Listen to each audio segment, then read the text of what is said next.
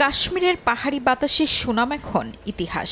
ভারতের air quality ইন্ডেক্সের তথ্য বলছে শ্রীনগরের স্কোর 212, অর্থাৎ বিপদসীমার কাছাকাছি। ধুলোকণার মাত্রা দিনের পর দিন বেড়ে বাতাসকে আরও ভারী করে তুলছে। বৃষ্টি না থাকায় তৈরি হচ্ছে ধোঁয়াচ্ছন্ন পরিবেশ। শরতে উপত্যকা জুড়ে শুরু হয় ডালপালা পাতা পোড়ানো। এবার ধান খেতেও খড় পোড়ানো বেড়েছে। এসব আগুন থেকে বের হওয়া ধোঁয়া আর ক্ষতিকর গ্যাস পুরো পরিবেশকে আরও দূষিত করছে। পরিবেশের এমন পরিবর্তন স্থানীয়দের চোখেও স্পষ্ট। বহু বছর পুরনো সেই স্বচ্ছ বাতাস এখন তাদের কাছে দুর্লভ।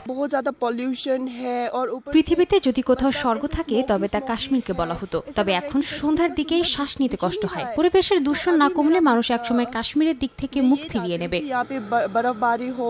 ম্যাক্স, দেশের সবচেয়ে শক্তিশালী 52.5 এন গ্রেডের পিসিসি সিমেন্ট। হাসপাতালগুলোতেও বাড়ছে হাঁপানি, বঙ্ক্রাইটিস, সিওপিডিতে আক্রান্ত রোগীর সংখ্যা। চিকিৎসকদের মতে দূষণের মৌসুমে আসাদের 20 থেকে 30% শ্বাসকষ্টের রোগী। বাড়ছে হৃদরোগের ঝুঁকিও।